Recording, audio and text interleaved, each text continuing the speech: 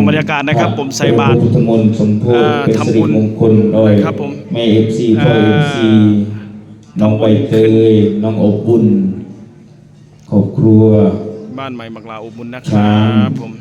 ครอบครัวอบอุ่นใบเตยเนาะ